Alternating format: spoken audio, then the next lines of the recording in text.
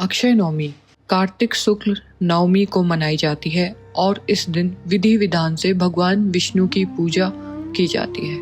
साथ ही आंवले की वृक्ष की पूजा की जाती है। इस दिन दान पुण्य करने से अक्षय पुण्य की प्राप्ति होती है। अक्षय नवमी की पूजा करने के बाद आंवले के वृक्ष की पूजा करने के बाद यह कथा पढ़ना अनिवार्य होता है। इस कथा को करने के बाद ही पूजा संपूर्ण मानी जाती है। इस कथा का पाठ करने से आपके धन में अक्षय वृद्धि होती है और आपके परिवार के लोगों को आरोग्य और साथ में सुख संपत्ति की भी प्राप्ति होती है। तो आइए इस कथा का हम पाठ करते हैं।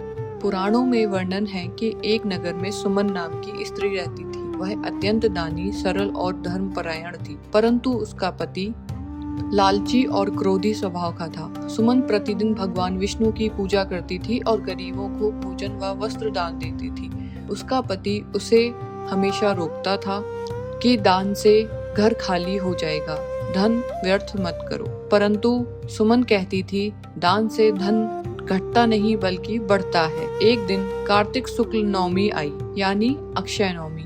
सुमन ने यह निश्चय किया कि आज वह पूर्ण श्रद्धा से भगवान श्री हरि और आंवला वृक्ष की पूजा करेगी। वह प्रातः स्नान कर आंवला वृक्ष के नीचे गई और विधि पूर्वक पूजन किया। दीपक जलाया, जल चढ़ाया, भगवान श्री हरि को ध्यान किया और गरीबों में अन्न दान कर दिया। उसके पति ने यह देखकर उसे दोबारा से रोका, पर सुमन नहीं मानी। कुछ दिनों के बाद जब उसके पति के व्यापार में अचानक से उन्नति होने लगी, धन आने लगा, तब उसे एहसास हुआ कि उसके पत्नी का दान उसके घर की समृद्धि का कारण बना है। दोनों ने मिलकर अगले वर्ष फिर से अक्षय नवमी का व्रत किया और उनका जीवन सुखमय हो गया। तब से यह कहा गया है कि अक्षय नवमी के दिन दिया गया दान, पूजा, कर्म, सत्कर्म हमेशा अक्षय फल देता है। यह पुण्य कभी भी नष्ट नहीं होता और जन्मों जन्मांतर तक साथ रहता है। जो व्यक्ति अक्षय नवमी की कथा सुनता या सुनाता है, उसे सभी पापों से मुक्ति मिलती है और धन्य धान की प्राप्ति होती है और अंत में वैष्णव लोक की भी प्राप्ति होती है।